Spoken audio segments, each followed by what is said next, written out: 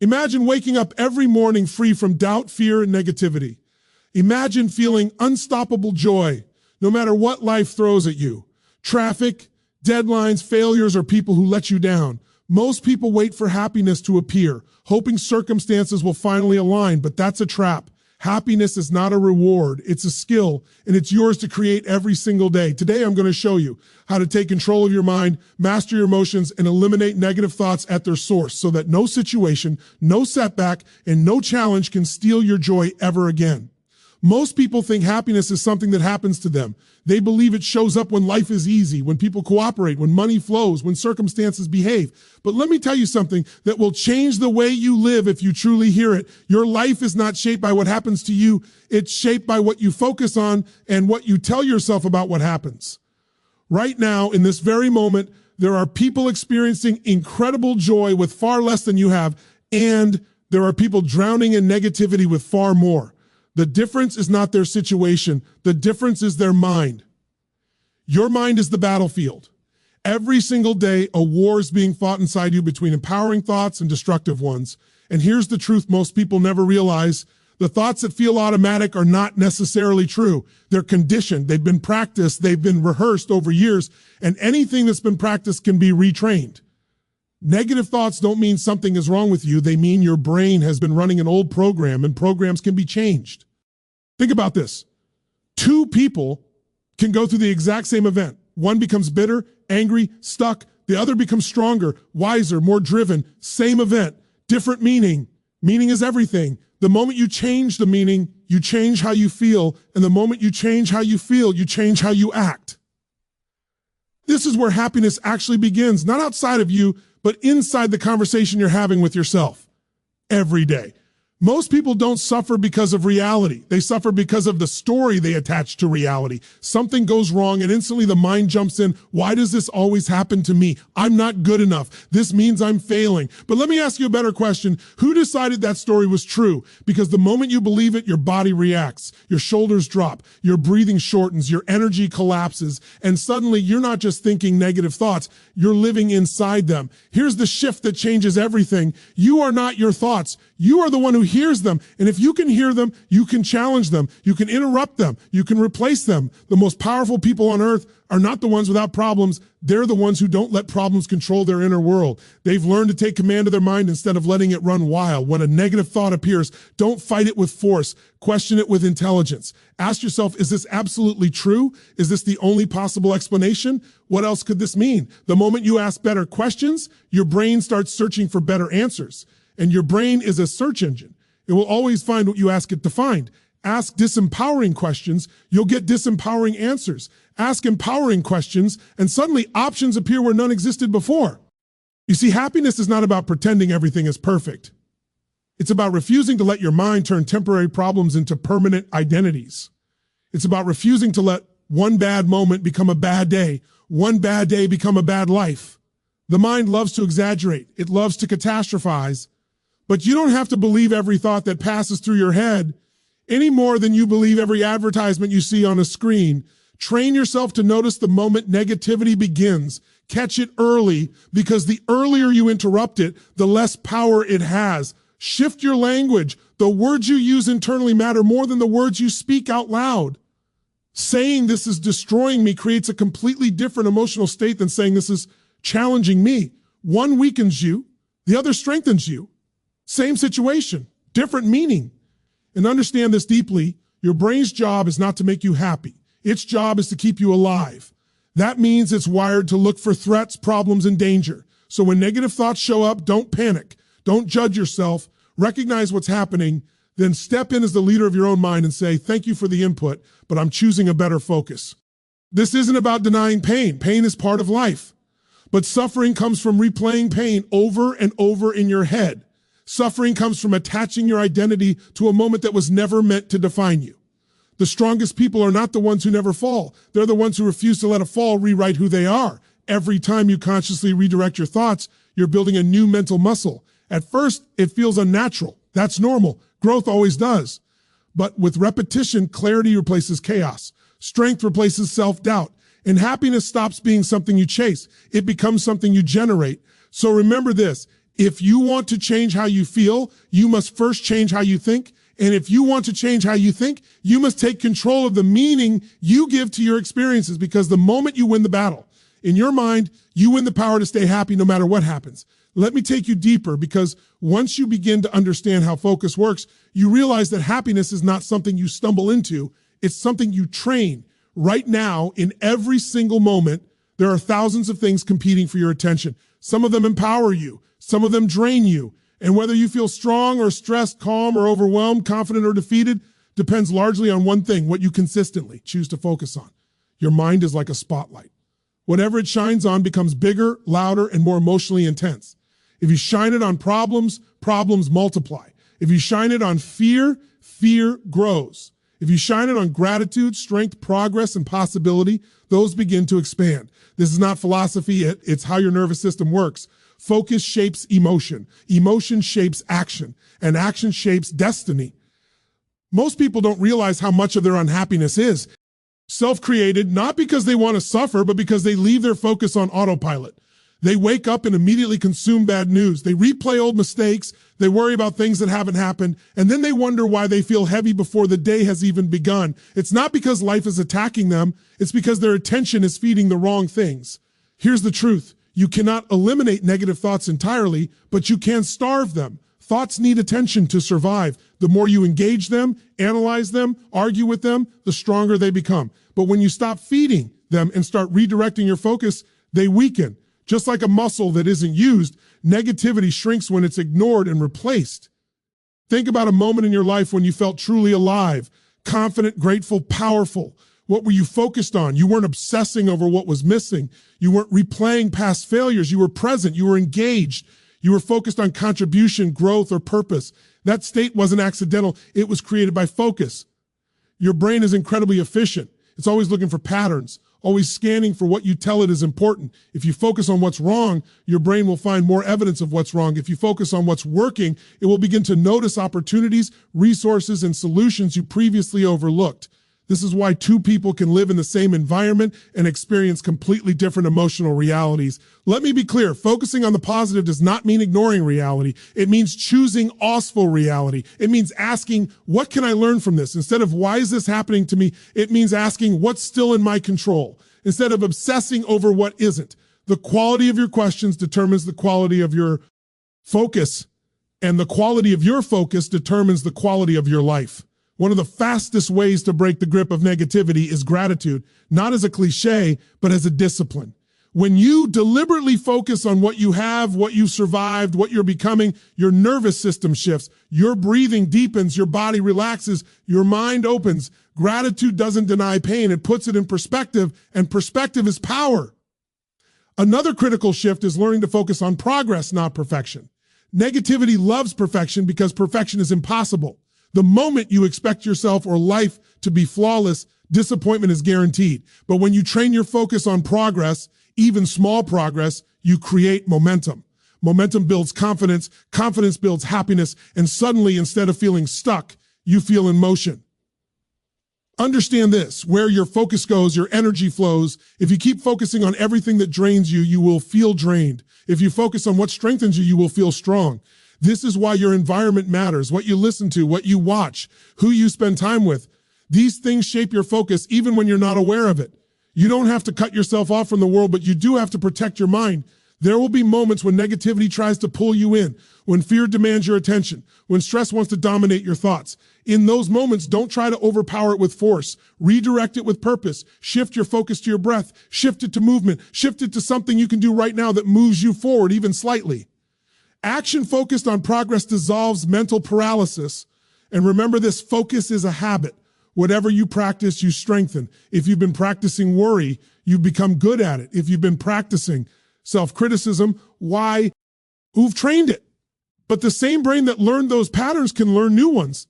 Every time you consciously choose a better focus, you're rewiring your mind. Over time, what once felt forced becomes automatic. Happiness isn't about waiting for life to calm down. Life doesn't do that. Happiness comes from training yourself to direct your attention toward what empowers you, even when chaos exists. It's about choosing meaning over misery, growth over grievance, and purpose over pain. So choose your focus like your life depends on it, because it does. And the moment you starve the negative and feed what strengthens you, happiness stops being fragile and becomes a force. Let me show you something most people completely underestimate. Your body is not just along for the ride, it's the steering wheel.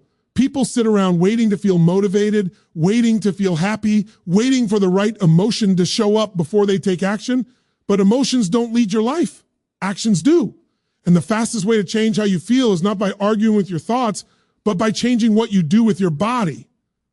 Think about this for a moment. When you feel confident, how do you stand? How do you breathe? How do you move? And when you feel defeated, what happens? Your shoulders collapse, your breathing becomes shallow, your energy drops, your body isn't just reflecting your emotions, it's creating them. This means you don't have to wait for happiness to arrive. You can activate it instantly by shifting your physical state.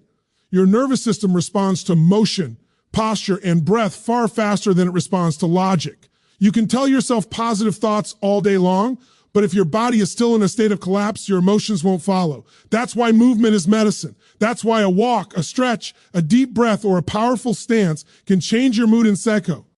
NDS. Emotion follows action, not the other way around.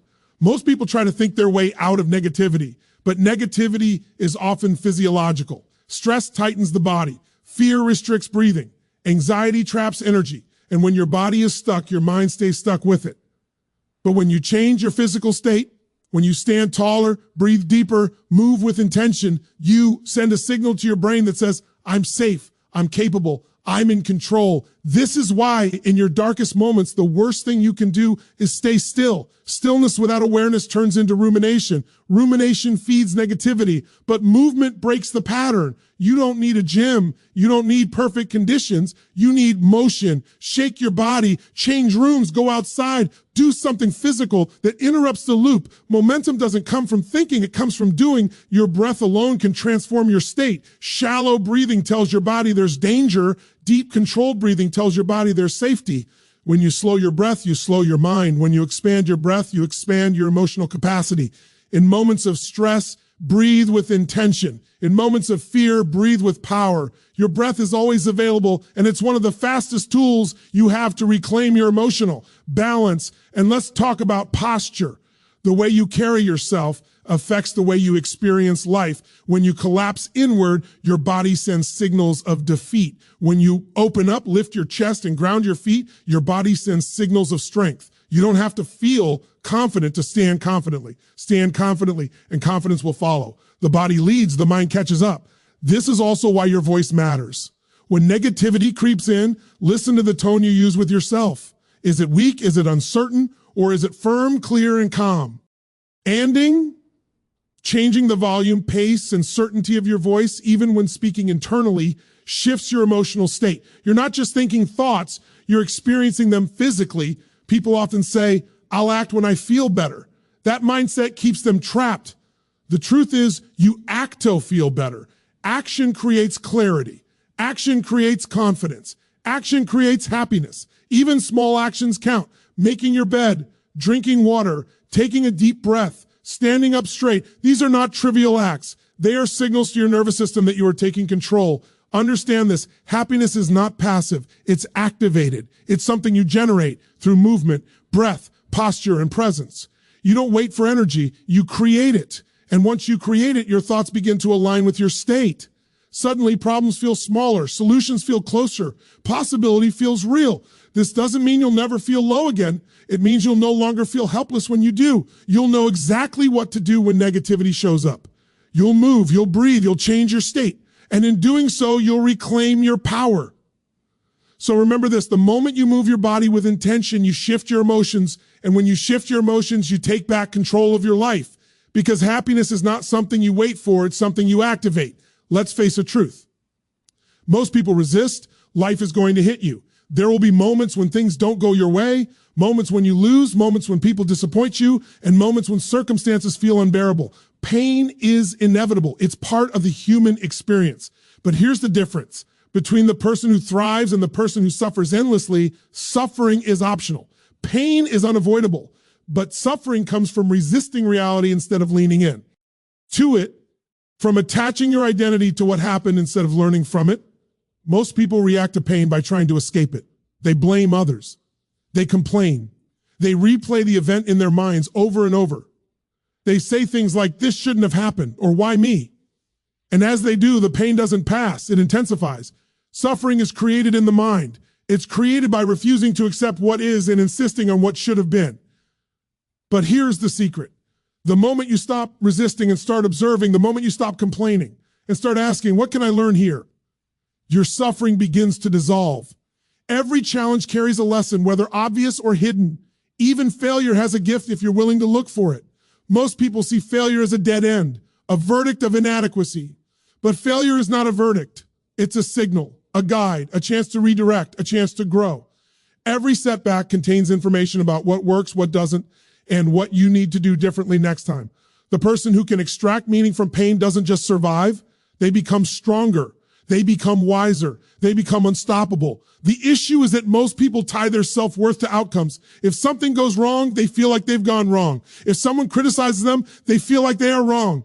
This creates unnecessary suffering. But your value is not determined by external circumstances. It is determined by your ability to respond. When something painful happens, the power lies in your response. Will you choose despair or will you choose growth? Will you let this define you or will you let it refine you? Think about some of the greatest people you admire. They didn't live a life without pain. Their lives were filled with setbacks, losses, and disappointments.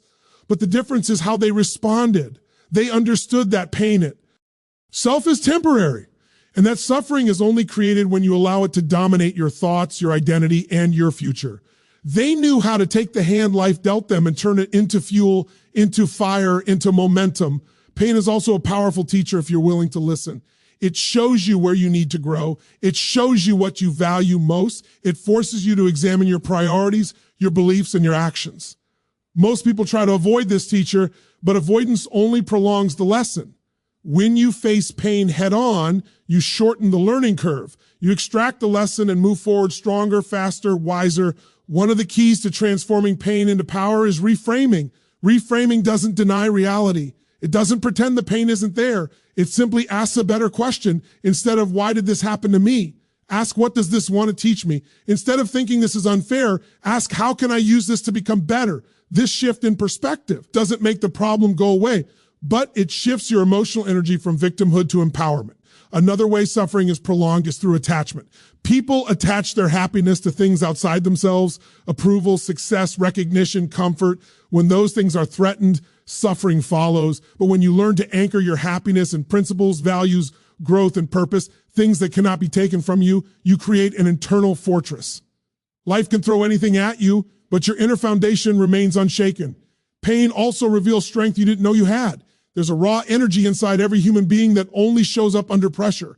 When life gets hard, when the storm comes, you discover reserves of courage, resilience, and determination that would have stayed dormant otherwise. The person who refuses to let suffering dominate them is the person who unloads.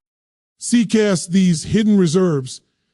And every time you choose to grow instead of grieve, those reserves expand. And let's be honest, avoidance is a trap.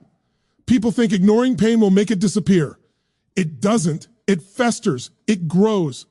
It shapes your thoughts unconsciously, creating bitterness, fear, or resentment.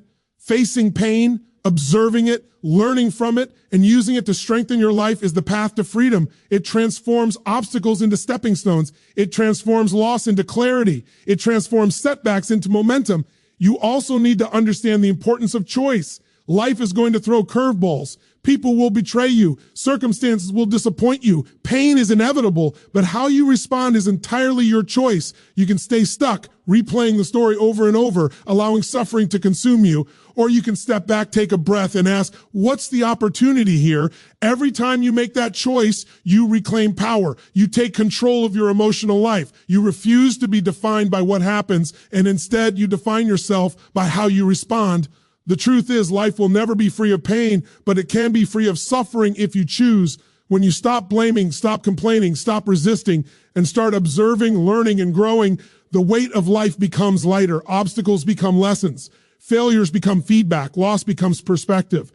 And you begin to realize that your capacity for joy is not determined by what happens outside. You have always had the power to create it inside. Pain is temporary. Suffering is optional. The choice is yours, and your power begins the moment you decide that no circumstance will dominate your mind or your happiness.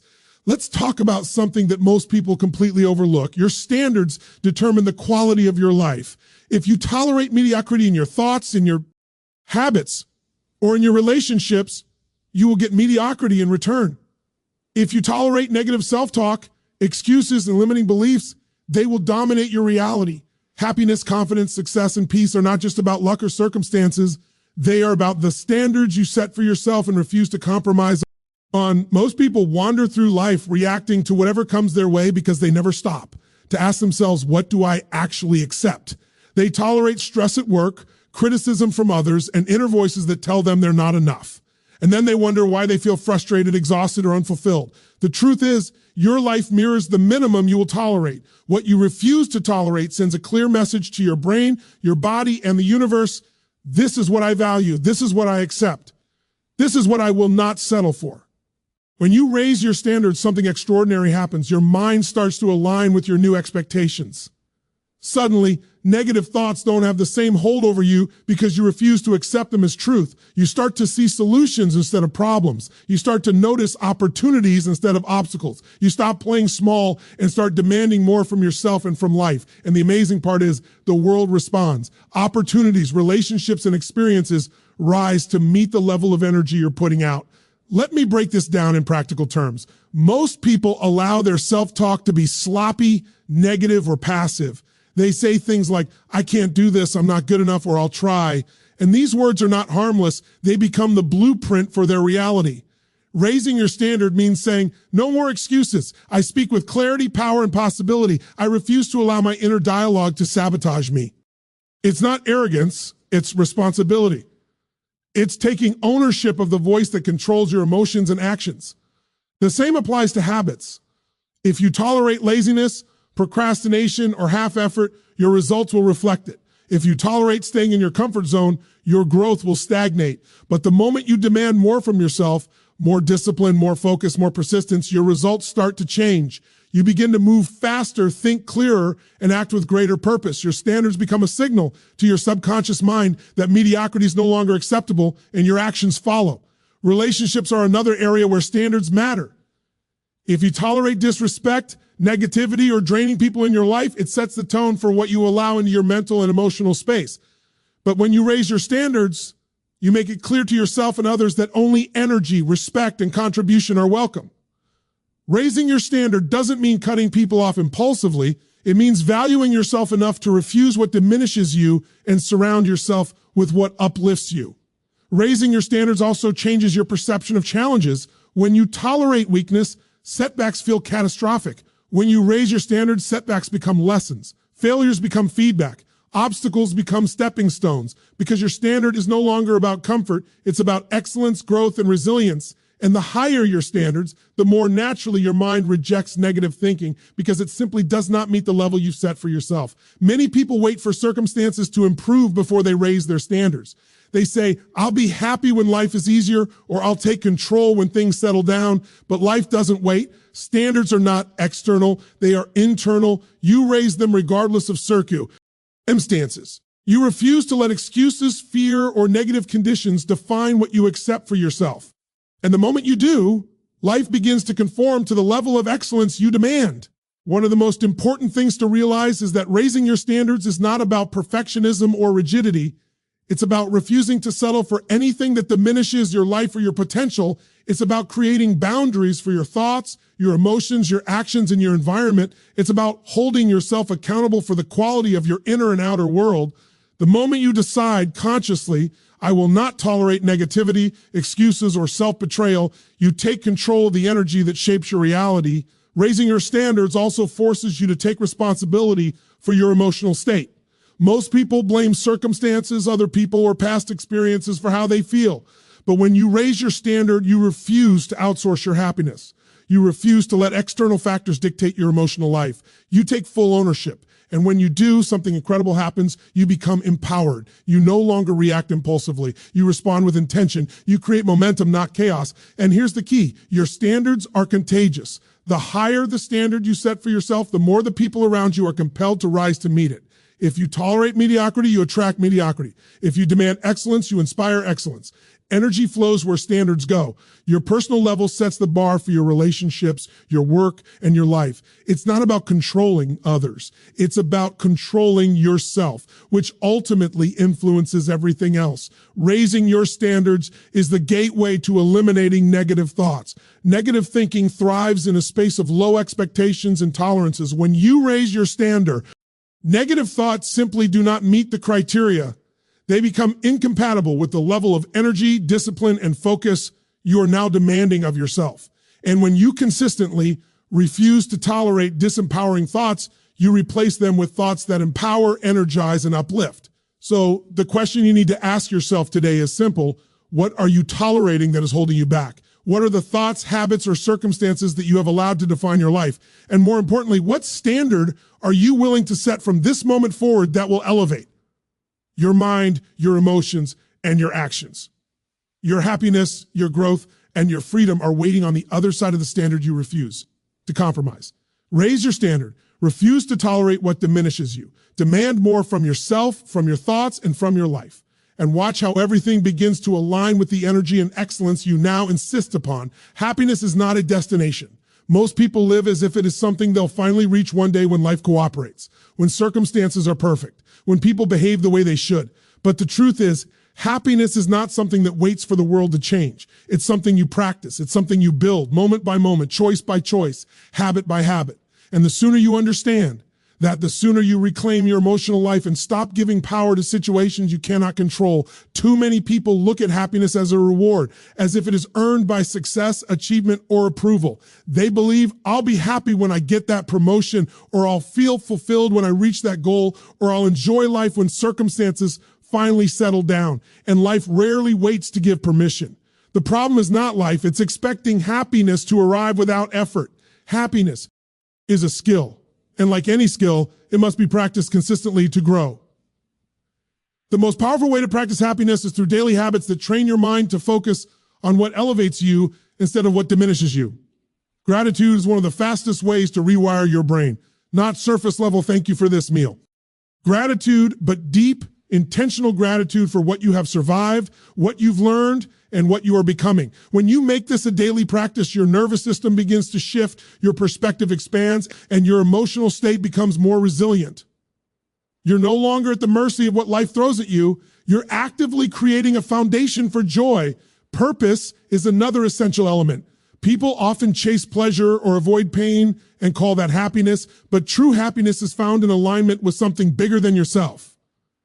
When your daily actions serve a purpose, a cause, or a contribution beyond your own comfort, negativity fades. Your problems shrink in comparison to the meaning you are creating. You don't need to wait for recognition or approval to feel fulfillment. The act of moving towards something meaningful generates its own satisfaction. Contribution is not just a nice idea, it is a key mechanism for eliminating negative thoughts. Helping others, giving your time, sharing your energy, or offering value to someone else shifts your focus outward. Your mind can only hold so much attention at once. And when it is focused on helping, creating, or lifting others, there is no room for the habitual self-defeating thoughts that often plague us. This is why people who consistently serve something greater than themselves experience a deeper, more sustainable happiness than those who chase pleasure alone. Growth is the final cornerstone of this practice. Life is always changing. People, circumstances, and environments evolve constantly. If you remain static, you feel stuck, frustrated, or threatened. But when you commit to growth, learning, and self-improvement, your mind begins to embrace challenge as opportunity.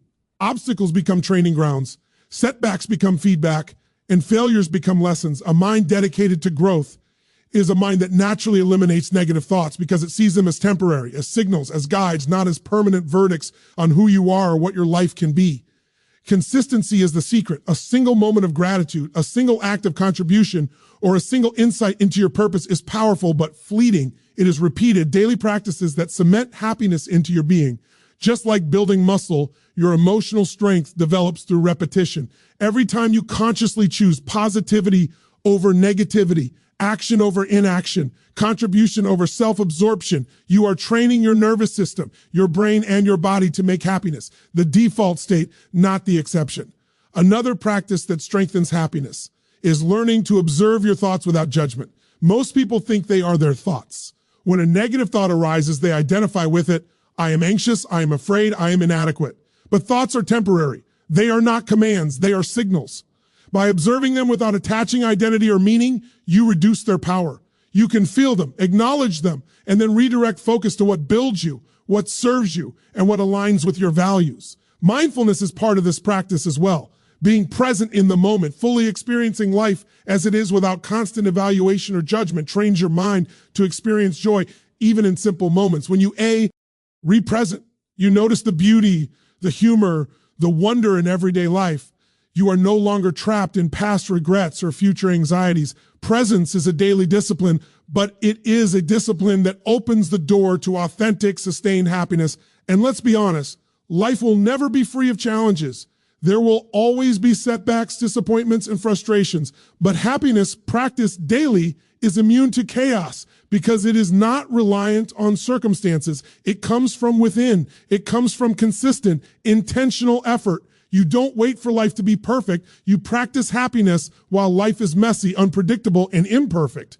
The messy moments are the most important practice sessions because they teach resilience, patience, and perspective. Finally, remember that happiness is contagious. The energy you cultivate inside yourself affects everyone around you. When you practice gratitude, contribution, purpose, and growth, your presence elevates those in your environment. You create a ripple effect, and your happiness begins to impact your relationships, your work, and your community. It is not selfish. It is a contribution in itself.